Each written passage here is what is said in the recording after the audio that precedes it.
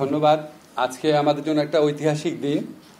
আপনারা জানেন যে বিচার বিভাগের স্বাধীনতা পূর্ণরূপে প্রতিষ্ঠা করার জন্য সুপ্রিম কোর্ট সচিবালয় অধ্যাদেশ হোক বা সুপ্রিম কোর্ট সচিবালয় একটা আইন হোক, সুপ্রিম কোর্টের একটা পৃথক সচিবালয় থাকুক, এই আকাঙ্ক্ষা বাংলাদেশের নাগরিক সমাজের মনে গত 20-30 বছর যাবৎ আছে। এটা নিয়ে আলোচিত হচ্ছে।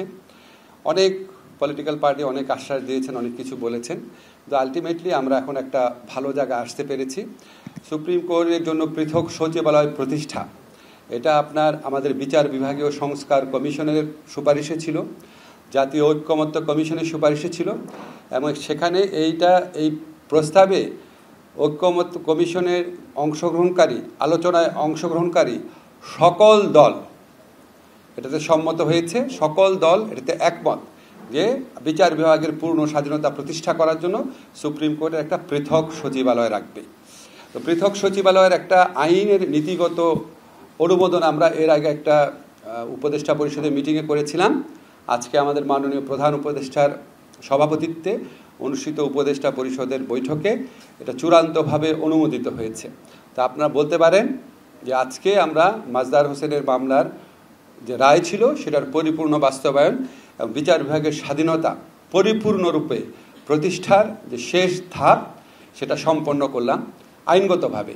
প্রশাসনিক কিছু ব্যাপার এখনও রয়ে যাবে, স্ট্যাবলিশ করা সচিবালয়, এটাকে ফাংশনাল করা। তো এখানে মূলত যেই দুইটা ক্ষমতা দেওয়া হয়েছে আমি শুধু সেটা বলি। প্রথমত হচ্ছে, আপনারা জানেন যে অধস্থন আদালত বা আমরা যে নিম্ন আদালত বলি, এই নিম্ন আদালতের যে কন্ট্রোল এবং শৃঙ্খলা বর্তমান সংবিধান অনুযায়ী এটা হচ্ছে রাষ্ট্রপতির হাতে ন্যস্ত। রাষ্ট্রপতির হাতে ন্যস্ত মানে হচ্ছে প্রধানমন্ত্রী পরামর্শক্রমে করেন, প্রধানমন্ত্রীর পক্ষ থেকে আইন মন্ত্রণালয়ের কাজটা করেন। প্রায়োগিকভাবে নিম্ন আদালতের বিচারকদের যে শৃঙ্খলা এবং কন্ট্রোল যে বিধানগুলা, সেটা নিম্ন আদালতের বিচারকদের ক্ষেত্রে এটা আপনার আইন মন্ত্রণালয় করে থাকে সুপ্রিম কোর্টের পরামর্শক্রমে। তো এই অধ্যাদেশ কার্যকরী হওয়ার পর নিম্ন আদালতের বিচারকদের যে কন্ট্রোল বলতে কি বোঝায় এটা বলি। নিম্ন আদালতের বিচারকদের পদায়ন, বদলি, পদোন্নতি, শৃঙ্খলাজনিত বিষয়াদি, ছুটি সংক্রান্ত বিষয়াদি, এমনকি নিম্ন আদালতের বিচারকদের নিয়োগ, কর্মের শর্তাবলী নির্ধারণ, সমস্ত কিছু সুপ্রিম কোর্টের সচিবালয় করবে। আইন মন্ত্রণালয় যেটা করতো এটা সম্পূর্ণভাবে সুপ্রিম কোর্টের সচিবালয়ের হাতে চলে যাবে।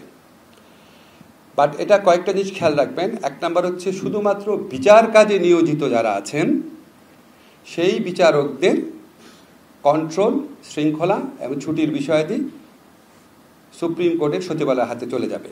কিন্তু অন্য যারা আছেন বিচার বিভাগে যারা কাজ করেন বিচারক, তারা অন্য কোনো জায়গাতে প্রশাসনিক দায়িত্ব পালন করেন। যেমন ধর নির্বাচন কমিশন, দুর্নীতি দমন commission, judicial administration training institute, আইন কমিশন, এই ধরনের প্রতিষ্ঠানে, সরকারি প্রতিষ্ঠানে বিচার বিভাগীয় কর্মকর্তারা, নিম্ন আদালতের বিচারকরা প্রশাসনিক দায়িত্ব পালন করেন। মন্ত্রণালয়ের মধ্যেও ওনারা প্রশাসনিক দায়িত্ব পালন করেন। এই যে প্রশাসনিক দায়িত্ব নিম্ন আদালতের যে বিচারকরা পালন করবেন, ওনাদের কাজের শৃঙ্খলা, ছুটির বিষয়াদি, কন্ট্রোল, এটা কিন্তু আইন মন্ত্রণালয়ের হাতেই থাকবে। শুধুমাত্র নিম্ন আদালতের বিচারক যারা আছেন তাদের কন্ট্রোল, নিয়ন্ত্রণ, তত্ত্বাবধান, শৃঙ্খলা, ছুটিজনিত বিষয়াদি উচ্চ আদালতের হাতে চলে যাবে। উচ্চ আদালত তার সচিবালয়ের মাধ্যমে এই ক্ষমতা প্রয়োগ করবে। এটার পেছনে সবচেয়ে বড় কারণ হচ্ছে, আপনারা জানেন বিগত ফ্যাসিস্ট সরকার আমলে প্রচণ্ডভাবে আমরা দেখেছি নিম্ন আদালতে যারা বিচারক থাকতেন তাদেরকে আইন মন্ত্রণালয় কন্ট্রোল করত। আইন মন্ত্রণালয়ের ইচ্ছায় নিম্ন আদালতের বিচারকরা জামিন দিবেন কি দিবেন না, সাজা দিবেন কি দিবেন না, এই ধরনের সিদ্ধান্ত নিতেন। এমন অনেক অভিযোগ আমরা শুনতাম, এমন অনেক কিছু আমরা দেখতাম। তো এই অবস্থার অবসান ঘটবে। এই অধ্যাদেশ পরিপূর্ণভাবে কার্যকর হওয়ার পর নিম্ন আদালতের বিচারকদের উপর আইন মন্ত্রণালয় তথা সরকারের আর কোনো কন্ট্রোল থাকবে না। সম্পূর্ণভাবে এটা উচ্চ আদালত তার সচিবালয়ের মাধ্যমে বিষয়গুলো দেখাশোনা করবেন। বাট এটা এই মুহূর্তে এখনই কার্যকর হচ্ছে না, কারণ সচিবালয়টা প্রতিষ্ঠা করতে হবে, এটাকে ফাংশনিং করতে হবে। আমরা বিধান রেখেছি সচিবালয় সম্পূর্ণভাবে কার্যকরী হওয়ার পর সরকার সুপ্রিম কোর্টের সাথে পরামর্শক্রমে এই অধস্তন আদালতের বিচারকদের উপর তত্ত্বাবধান এবং অধস্তন আদালতের উপর তত্ত্বাবধান, নিয়ন্ত্রণ এবং শৃঙ্খলার বিষয়াদি উচ্চ আদালতের হাতে ন্যস্ত করা হবে। আশা করছি আমরা উচ্চ আদালতের সচিবালয় কয়েক মাসের মধ্যে সম্পূর্ণ কার্যকর হয়ে যাবে, গঠন করা হয়ে যাবে। এরপর থেকে নিম্ন আদালতের বিচারকদের নিয়ন্ত্রণ, তত্ত্বাবধান, শৃঙ্খলা এবং ছুটির বিষয়াদি সম্পূর্ণভাবে উচ্চ আদালতের সচিবালয়ের মাধ্যমে পরিচালিত হবে। সরকারের আর কোনো কন্ট্রোল থাকবে না। এটা হচ্ছে একটা আসপেক্ট। সেকেন্ড আসপেক্ট হচ্ছে উচ্চ আদালতের সচিবালয়ের মাধ্যমে নিম্ন আদালতের যে আর্থিক ব্যবস্থাপনা বা আর্থিক স্বাধীনতা সেটাও নিশ্চিত করা হয়েছে। এখানে আমরা কতগুলো বিধান করেছি। নাম্বার 1 বিধান হচ্ছে আদালতের, উচ্চ আদালতের বা নিম্ন আদালতের পুরা বিচার বিভাগের, সম্পূর্ণ বিচার বিভাগের উন্নয়ন বা সম্পূর্ণ উচ্চ আদালত বিচার বিভাগের আপনার যে কোনো ধরনের প্রকল্প গ্রহণ করার ক্ষেত্রে সচিবালয়ের নেতৃত্বে, উচ্চ আদালতের সচিবালয়ের নেতৃত্বে, সুপ্রিম কোর্টের সচিবালয়ের নেতৃত্বে একটা যাচাই বাছাই কমিটি থাকবে। যাচাই বাছাই কমিটি প্রকল্প গ্রহণ করবে। সেই প্রকল্প একটা কমিটির কাছে পাঠানো হবে পরামর্শের জন্য। সেই কমিটির প্রধান থাকবে উচ্চ আদালতের প্রধান বিচারপতির অনুমোদনের বা সম্মতিতে, বা উনি যার নাম রেফার করবেন সেরকম একজন আপিল বিভাগের বিচারকের নেতৃত্বে একটা কমিটি থাকবে। সেই কমিটি যখন সুপারিশ করবে, সুপারিশ করার পর সুপারিশকৃত প্রকল্পের প্রাক্কলিত ব্যয় যদি 50 কোটি টাকা বা তার কম হয়, সেই ক্ষেত্রে প্রধান বিচারপতি এটা অনুমোদন করবেন, আর কারো অনুমোদনের প্রয়োজন হবে না। 50 কোটি টাকার যদি বেশি হয় তখন প্রধান বিচারপতি এটা পরিকল্পনা কমিশনের মাধ্যমে একনেকের সভায় উপস্থাপন করবেন। অর্থাৎ 50 কোটি টাকা প্রকল্প, 50 কোটি টাকা প্রাক্কলিত ব্যয়, এই ধরনের প্রকল্প অনুমোদন করার ক্ষমতা উচ্চ আদালত পেয়ে যাচ্ছে। এবং এই 50 কোটিতে সীমাবদ্ধ না, এটা যদি সংশোধিত হয়, ভবিষ্যতে বাড়ানো হয় বা সময় বাড়ানো হয় বা খরচ বেড়ে যায়, তাহলে আরও 50 কোটি টাকা পর্যন্ত সম্পূর্ণ নিজের এখতিয়ারে অনুমোদন করার ক্ষমতা প্রধান বিচারপতির থাকবে। এটা একটা আর্থিক স্বাধীনতার একটা দিক। সেকেন্ড দিক হচ্ছে উচ্চ আদালতের বিচারকদের বা উচ্চ আদালতের এবং একই সাথে সাথে এই সচিবালয়ের সকল খরচাদি, সকল ব্যয় আমাদের যে সংযুক্ত তহবিল আছে সেটার উপর দায়যুক্ত থাকবে। অর্থাৎ কনসলিডেটেড ফান্ড যে আছে সেটাতে চার্জ হবে। এখানে বাড়ানো কমানো কোনো স্কোপ থাকবে না। সরকারের পক্ষ থেকে যখন এই বাজেট, সরকারের পক্ষ থেকে থার্ড দিক হচ্ছে সরকারের পক্ষ থেকে যখন উচ্চ আদালতের বাজেট অনুমোদন করা হবে, এই বাজেট ব্যবস্থাপনার সম্পূর্ণ স্বাধীনতা উচ্চ আদালতে থাকবে। এমনকি এই বরাদ্দকৃত অর্থের যদি পুনঃ উপযোজন, খুবই কঠিন শব্দ, মানে একটা হেড থেকে আরেকটা হেডে খরচ করার ক্ষেত্রেও উচ্চ আদালতে সরকারের কোনো পূর্বানুমোদনের প্রয়োজন হবে না। মোটামুটি আর্থিক স্বাধীনতা আমাকে একটু দেখে নিতে হচ্ছে, বুঝতেই পারছেন আমি আর্থিক ব্যাপার এত বুঝি না। আচ্ছা, মোটামুটি এই হচ্ছে আর্থিক স্বাধীনতার ব্যাপার। মানে আমি যদি আমার কথাগুলো কি বোঝা গেছে না অনেক কঠিন লেগেছে? আচ্ছা, ঠিক আছে। এটাই হচ্ছে আমাদের, এই যে আমি আপনাকে বাজেট প্রণয়ন, বাজেট ব্যবস্থাপনা, প্রকল্প গ্রহণ, তারপরে সচিবালয় প্রতিষ্ঠার সংক্রান্ত যে বিধান আছে, সেই বিধান এই আইনটা গেজেটে প্রকাশিত হওয়ার পর, গেজেট নোটিফিকেশন হওয়ার পর সাথে সাথে কার্যকর হয়ে যাবে। আর নিম্ন আদালতের বিচারকদের যে কন্ট্রোল শৃঙ্খলা, সেটা এই সচিবালয় প্রতিষ্ঠার কাজ সম্পূর্ণ হওয়ার পর আমরা সুপ্রিম কোর্টের সাথে পরামর্শক্রমে গেজেট নোটিফিকেশনের মাধ্যমে কার্যকর করব। কিন্তু বাজেট এবং আর্থিক ব্যবস্থাপনা সংক্রান্ত বিষয়াদি গেজেট নোটিফিকেশনের সাথে সাথে কার্যকর হয়ে যাবে। এটা হচ্ছে আমাদের আজকে সচিবালয় অধ্যাদেশ। এ সম্পর্কে যদি আপনাদের কোনো প্রশ্ন থাকে বা অন্য কোনো প্রশ্ন, শফিক বলেছে অনেক প্রশ্ন করতে পারবে, 3-4টা প্রশ্ন করতে পারেন।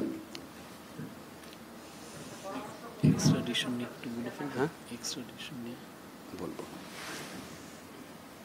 পরামর্শ কমিটি, ওই যে আপনাকে বললাম 2টা কমিটি থাকবে। একটা হচ্ছে আপনার সচিবের নেতৃত্বে যখন প্রকল্প যাচাই বাছাই করা হবে, এই যাচাই বাছাই করার পর একটা কমিটির কাছে পাঠানো হবে। এই কমিটির প্রধান থাকবেন আপিলেট ডিভিশনের একজন বিচারপতি, যিনি প্রধান বিচারপতি কর্তৃক মনোনীত, এবং উনার আন্ডারে আরও আপনার হাইকোর্ট ডিভিশনের 2জন জাজ থাকবেন, জনপ্রশাসন সচিব থাকবেন, আইন মন্ত্রণালয়ের সচিব থাকবেন, পরিকল্পনা কমিশন সচিব থাকবেন। এই কমিটি সুপারিশ করলে শুধুমাত্র সেই প্রকল্পটা প্রধান বিচারপতি অনুমোদন করবেন, এবং সেটাও 50 কোটি টাকার মধ্যে হলে, আর না হলে উনি এটা একনেকে উপস্থাপনের জন্য পরিকল্পনা কমিশনে পাঠিয়ে দেবেন। আরেকটা কমিটি করা হয়েছে আপনার, ওই যে উন্নয়ন তারপর পরিকল্পনা এইসব বিষয়ে সিদ্ধান্ত নেওয়ার জন্য একটা কমিটি করা হয়েছে। সেই কমিটি আপনার নীতি নির্ধারণীমূলক বিভিন্ন সিদ্ধান্ত গ্রহণ করবেন।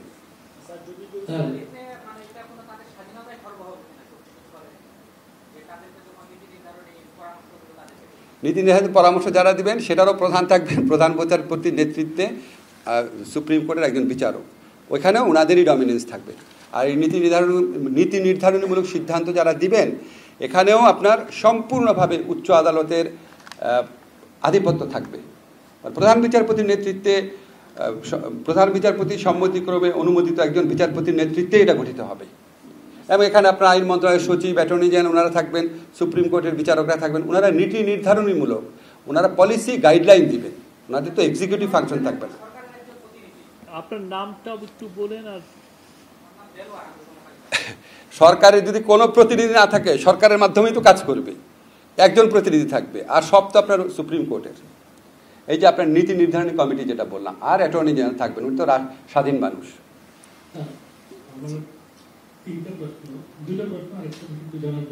নাম বলেন। আমার নাম বাহরাম খান, আমি ডেইলি থেকে কাজ করি। প্রথমত হচ্ছে আপনি যেটা বললেন যে সরকারের স্বায়ত্তশাসিত আদালত বিভিন্ন প্রতিষ্ঠানে যে প্রশাসনিক কাজে অধস্তন আদালতের বিচারকরা যাবেন, সেটা তো সুপ্রিম কোর্টের মাধ্যমে সরাসরি যেতে পারে, কিন্তু আইন বিভাগে যেহেতু নির্বাহী বিভাগের অংশ, আইন বিভাগে যখন অধস্থ বিচার বিভাগের অফিসরা কাজ করবেন তাহলে তো সেটা একটা ওভারল্যাপিং হয়ে গেল। না, ওভারল্যাপিং হলো না, কারণ আপনি যে বললেন ধরেন নির্বাচন কমিশনে বা আপনার দুর্নীতি দমন কমিশনে বা আইন কমিশনে বিচার বিভাগে যে কর্মকর্তারা কাজ করছেন ওনারা তো বিচারিক কাজ করছেন না, ওনারা প্রশাসনিক কাজ করছেন। যেহেতু ওনারা প্রশাসনিক কাজ করছেন, সেই তো প্রশাসনিক কাজে নিয়োজিত বিচারকদের তত্ত্বাবধান, তারপরে আপনার শৃঙ্খলা, এগুলি দেখবে প্রশাসন অর্থাৎ আইন মন্ত্রণালয়। যেখানে প্রতিষ্ঠাই করা হচ্ছে যে সুপ্রিম কোর্ট সচিবালয় সরাসরি সরকারের যে কোনো মন্ত্রণালয় বিভাগের সঙ্গে যোগাযোগ করতে পারবে, যেমন অর্থ মন্ত্রণালয় বা এই পরিকল্পনা কমিশনের 50 কোটি টাকা বা 100 কোটি টাকার উপরে যে প্রজেক্ট তারা সরাসরি পাঠাবে, ড্রাফটে আপনার উল্লেখ করেছে। তো সেইখানে এই পদগুলোর জন্য আইন বিভাগের পদগুলো, যেগুলো নির্বাহী বিভাগের পদ, সেটা বিচার বিভাগের অফিসারদের জন্য কেন রাখতে হবে? সেটা তো আমাদের এখানে সবসময় এই কাজগুলো প্রশাসনিক ধরনের হলেও এখানে বিচারিক অভিজ্ঞতার প্রয়োজন পড়ে। যেমন ধরেন আপনি নির্বাচন কমিশনে যে আইন কর্মকর্তা কাজ করেন, উনি তো আইন বিষয়ক পরামর্শ দেন। তো সেখানে আপনি যদি একটা মানে ডাক্তারকে নিয়ে আসেন, ইঞ্জিনিয়ারকে নিয়ে আসেন, তো হবে না। এ তো সরকারের প্রশাসনিক সুবিধার কথা বিবেচনা করে অনেক আগের থেকে আছে। আপনাদের অন্য প্রশ্ন থাকলে করেন। আরেকটা বিষয় হচ্ছে যে আপনার উপযোজন এবং পুনঃ-উপযোজন একটা আছে সংবিধানের 128 অনুচ্ছেদ অনুযায়ী মহাহিংসা লিপ্ত অধিকার ক্ষুণ্ণ করা যাবে না। এইটার মাধ্যমে আলটিমেটলি অধিকার ক্ষুণ্ণ করা হচ্ছে কিনা? কেন করা হবে? এখানে লিখে দিচ্ছে, আরে ভাই ওখানে লিখে দিছে মহা হিসাব নিরীক্ষকের ক্ষুণ্ণ করা হবে না। তাহলে ক্ষুণ্ণ করা হলো কিভাবে? ক্ষুণ্ণ করা হবে না বলিয়া ব্যাখ্যা করা যাবে না। হ্যাঁ, ক্ষুণ্ণ করা হবে না। শোনেন, এই উপধারাটা ইলেকশন কমিশনের আইনে আছে, ক্ষুণ্ণ করা হবে না, এটাই বলা হয়েছে। অডিটর এবং কন্ট্রোলার জেনারেলের সম্পূর্ণ কর্তৃত্ব থাকবে, এটা আপনি কোনো সন্দেহ রেখেন না। এটা ইলেকশন কমিশনের আইন আছে, যে এক্স্যাক্টলি ওখানে বিধান আছে, দেখেন। আর না প্লিজ, আপনি এটা একদম ডিসকাশনে না না না আর কেউ কোনো প্রশ্ন থাকলে করেন।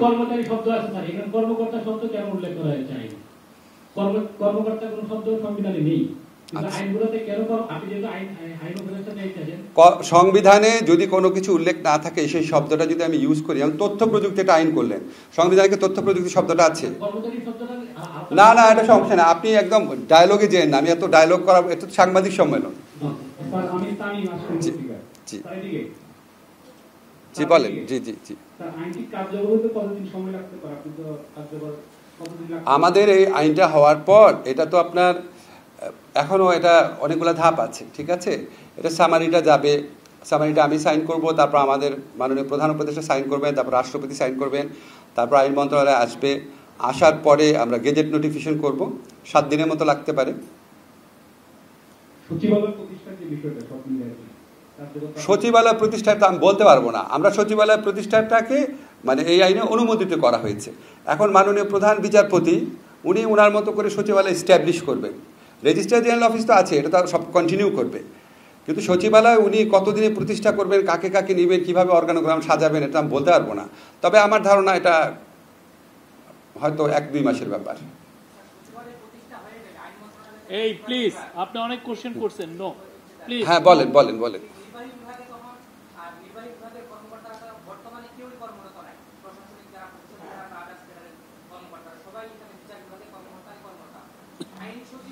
এই প্রশ্নটা করা হয়েছে একবার, প্লিজ, এই প্রশ্নটা করা হয়েছে।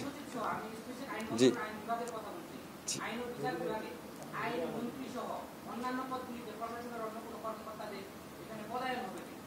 এই আপনি বলেন। আইন মন্ত্রণালয় যেভাবে কাজ করছে সেভাবে কাজ করছে। আমরা তো বিচার বিভাগের স্বাধীনতা নিয়ে কথা বলছি। এখন আপনারা যদি পার্থক্যটা বুঝেন নাই, আইন মন্ত্রণালয়ে 2 ধরনের কাজ করে এখন। এক হচ্ছে আমাদের নিম্ন আদালতে যারা বিচারকরা আছে, এই বিচারকদের তত্ত্বাবধান করে। নিম্ন আদালতের বিচারক যারা বিচার কাজে যুক্ত আছেন, এই কন্ট্রোলটা উচ্চ আদালতে চলে যাবে সচিবালয়ের মাধ্যমে। আর যারা প্রশাসনিক কাজ করেন তাদের কন্ট্রোলটা থাকবে আইন মন্ত্রণালয়ের কাছে। এটা তো প্রশাসনিক কাজ। আবার প্লিজ, মানে টেলিভিশন থেকে বলছি। জি স্যার, আমার প্রশ্ন হলো, বিচার বিভাগকে তো আমরা আর্থিক স্বাধীনতা দিলাম, এখন এইখানে যদি আর্থিক অনিয়ম হয় সেটা কে দেখবে? তখন কে যাচাই করবে? মহাহিসাব নিরীক্ষক দেখবেন, অডিটর এন্ড কন্ট্রোল জেনারেল দেখবেন। স্যার, আমার নাম মোস্তফা মল্লিক, আমি চ্যানেলে আছি। স্যার, যেহেতু স্বাধীনতার কথা বলছেন, তো তারপরও বাংলাদেশের অতীতের অভিজ্ঞতা থেকে আমরা নানা পদে থাকা লোকদেরই নানা ধরনের চাল কৌশল অসদাচরণ দেখি। সেই ক্ষেত্রে এইটা কি করবেন, এটা একটা। আর 2 নম্বর প্রশ্ন হচ্ছে, সামাজিক যোগাযোগ মাধ্যমে ভেসে বেড়াচ্ছে, আমি এটা যাচাই করিনি, যে 2 জন ম্যাজিস্ট্রেটকে মানে করা হয়েছে, তাদেরকে বাধ্যতামূলকভাবে সরিয়ে দেওয়া হয়েছে এবং তারা অন্য ধর্মাবলম্বী বলে আরো বেশি আলোচনা চলছে। এই ব্যাপারে আসলে আমি এই ধরনের আমি সামাজিক যোগাযোগ মাধ্যমে এত দেখার সময় পাই না। আর এখানে যেই সমস্ত জিনিস ভেসে বেড়ায়, আপনার কি মনে হয় আপনি একজন সাংবাদিক, আপনি প্রথমে ইনভেস্টিগেট করেন এটা সত্যি কিনা। আপনি সামাজিক, আপনি একটা এত বড় একটা টিভি চ্যানেলের সাংবাদিক, আপনি সামাজিক যোগাযোগ মাধ্যমে ভেসে বেড়াচ্ছে বলে আমরা প্রশ্ন করলেন, আপনি এটা ইনভেস্টিগেট করেন, করার পরে সত্যি হলে আমাকে প্রশ্ন করেন, আর নাহলে ওই যে সামাজিক যোগাযোগ মাধ্যমে ভুয়া রিপোর্ট করেছে সেটা ছাপিয়ে দেন। সেটা দেখারও তো কোনো না কোনো দায়ভার আছে, মানে যেহেতু সেটা আছে, যেটা দেখা যাচ্ছে। আরে আমি তো এটা অবগত না, আপনি এখন সামাজিক যোগাযোগ মাধ্যমে হাজার হাজার জিনিস আমার আসলে শফিক সম্পর্কে ভেসে বেড়াচ্ছে। সামাজিক যোগাযোগ মাধ্যমে ধরেন আসলো যে আপনি আসলে চ্যানেল আয়ের কর্মকর্তা না, আপনি আসলে হচ্ছে আপনার বিদেশি একটা রাষ্ট্রের গোয়েন্দা। আমি কি আপনাকে একটা প্রশ্ন করবো? আপনি ভেসে বেড়াচ্ছে বলেন, আপনি আমাকে একটা অথেন্টিক জায়গার নাম বলেন। আপনি যদি সামাজিক যোগাযোগ মাধ্যমে ভেসে বেড়াচ্ছে নিয়ে প্রশ্ন করেন, তাহলে আপনি কি 1 লক্ষ ফালতু প্রশ্ন একদিনে করতে পারবেন। কার অসদাচরণ? নিম্ন আদালতে যারা বিচার কার্যে নিযুক্ত, তারা যদি অসদাচরণ করে, সেই ক্ষেত্রে যেহেতু এটা এখন আলাদা সচিবালয়ে যাচ্ছে। জি, এটা নিম্ন আদালতে বিচারকরা যদি অসদাচরণ করে, এটা উচ্চ আদালতের সচিবালয়ের মাধ্যমে দেখবে। নিম্ন আদালতের কর্মরত বিচারকরা, যারা প্রশাসনিক কাজে কর্মরত বিচারক আছেন, সেটা আইন মন্ত্রণালয় দেখবে। আপনাদের অন্য কোনো বিষয়ে প্রশ্ন আছে? এত চমৎকার একটা রায় হলো, এগুলি নিয়ে কোনো প্রশ্ন আছে?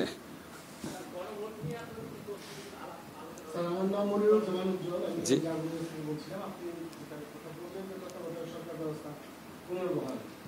এই রায় বাস্তবায়নে সরকার কোনো নির্দিষ্ট আইনি বা প্রশাসনিক পদক্ষেপ নিতে যাচ্ছে কিনা এই সম্পর্কে যদি বলেন। ধন্যবাদ। আজকে আরেকটা ঐতিহাসিক রায় হয়েছে। আমরা জানি যে আমরা দীর্ঘদিন সংগ্রাম করে তত্ত্বাবধায়ক সরকার পেয়েছিলাম, এটা আমাদের ভোটের নিশ্চয়তা দিয়েছিল। এবং তত্ত্বাবধায়ক সরকারের আন্ডারে আমরা বেশ কয়েকটা সুষ্ঠু অবাধ নির্বাচন দেখেছিলাম। আমি সবসময় দেখতাম ক্ষমতাসীন দল পরাজিত হতো, এবং এটা আমাদের কাছে খুব স্বাভাবিক মনে হতো। বাংলাদেশের ক্ষমতাসীন দলগুলো যে ব্যর্থতা থাকে সেটার প্রেক্ষিতে। তো আমরা খুবই আনফর্চুনেটলি আমাদের একজন সাবেক প্রধান বিচারপতির নেতৃত্বে রায় দিয়ে এটাকে অবৈধ ঘোষণা করা হয়, এবং তারপরে এটা সুযোগ নিয়ে তৎকালীন আওয়ামী লীগ সরকার পঞ্চদশ সংশোধনীর মাধ্যমে এটা বাতিল করে। তো প্রথমে পঞ্চদশ সংশোধনীটা অবৈধ ঘোষিত হয়েছে, আপনারা জানেন, মাস 2 আগে একটা রায়ে। আর আজকে সাবেক প্রধান বিচারপতি খায়রুল হক সাহেব, উনি যেভাবে অত্যন্ত প্রশ্নবিদ্ধভাবে যে রায় দিয়েছিলেন তত্ত্বাবধায়ক সরকার অবৈধ, সেই রায়টা বাতিল হয়েছে। তো রায় অ্যাট দিস মোমেন্ট তত্ত্বাবধায়ক সরকার পুনরুজ্জীবিত হয়েছে আমরা বলতে পারি, কিন্তু এটা কার্যকর হবে আগামী সংসদ নির্বাচনের পরে, কারণ এখন সংসদ ভেঙে যাওয়ার পর তত্ত্বাবধায়ক সরকার হয়, এখন সংসদের অস্তিত্বই নেই এবং আমাদের উচ্চ আদালতের নির্দেশ মোতাবেক আগামীতে যে সংসদ গঠিত হবে সেই সংসদ যখন ভেঙে যাবে তার 15 দিনের মধ্যে তত্ত্বাবধায়ক সরকার গঠিত হবে।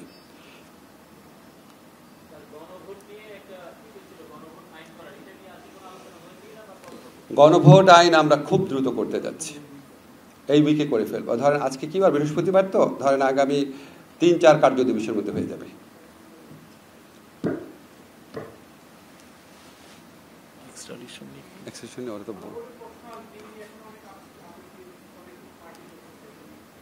আমার এগুলো আপত্তির কথা জানার নাই, আমার অনেক আপত্তির কোনো কথা ভাই জানা নাই, সরি।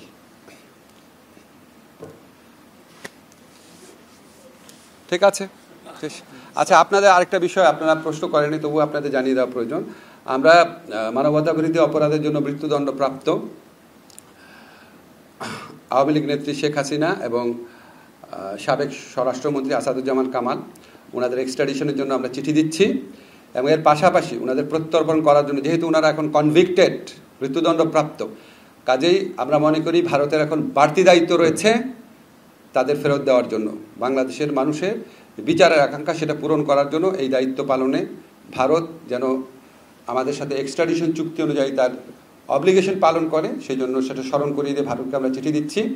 একই সাথে সাথে এই কনভিক্টেড ব্যক্তিদের দেশে ফেরানোর জন্য আন্তর্জাতিক যে অপরাধ আদালত রয়েছে রোমে, সেখানে আমরা কোনো রকম অ্যাপ্রোচ করতে পারি নাকি সেটা বিচার বিবেচনা করার জন্য আমরা অচিরেই বসে সিদ্ধান্ত নিব।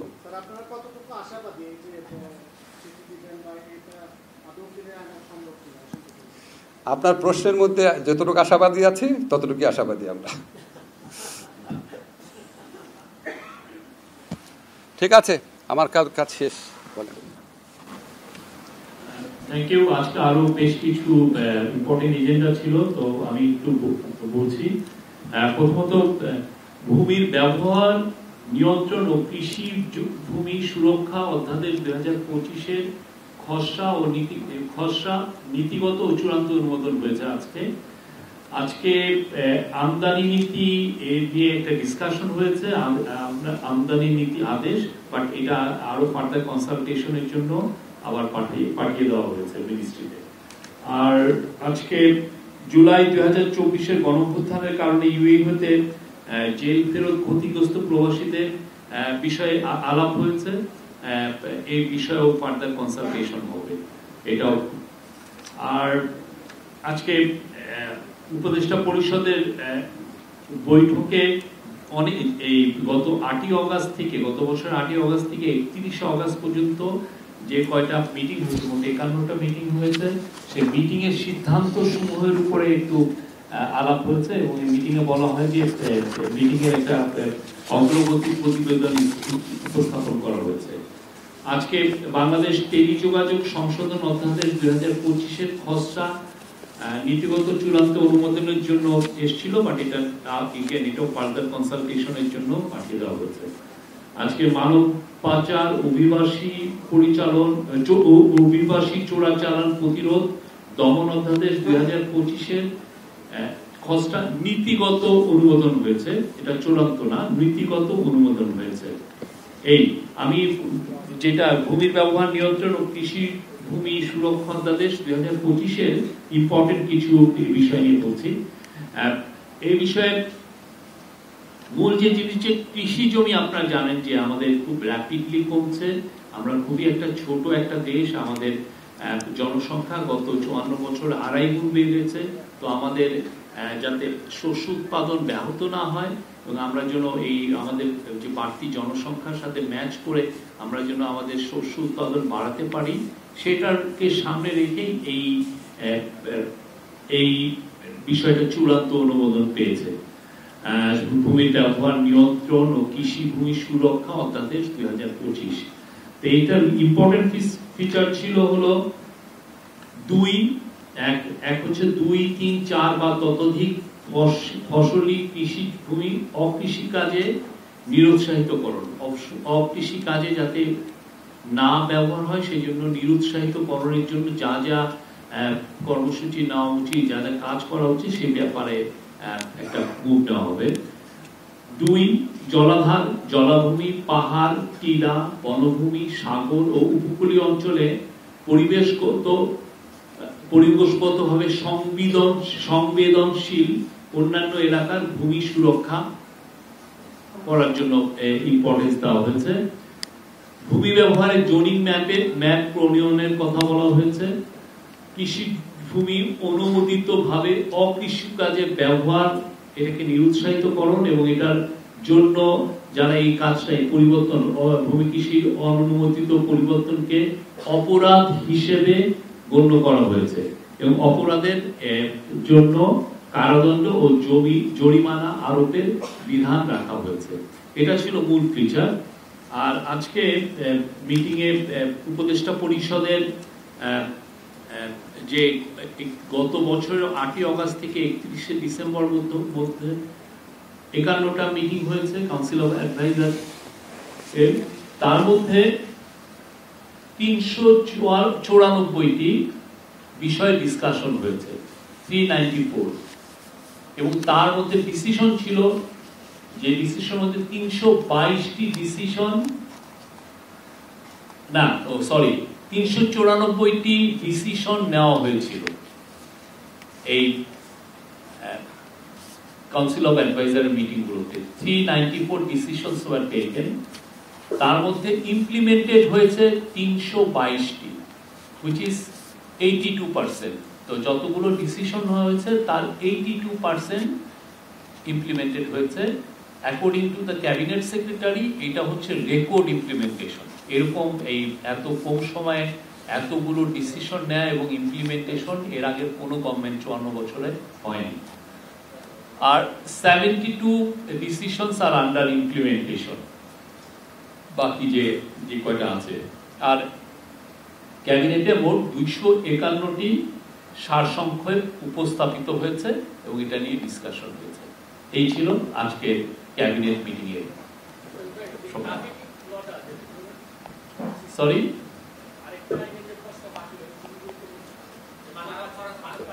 ওইটা নীতিগত অনুমোদন, চূড়ান্ত অনুমোদন হলে আমরা এই বিষয়ে আলাপ করব। এই বিষয়ের মূল জিনিস হচ্ছে যে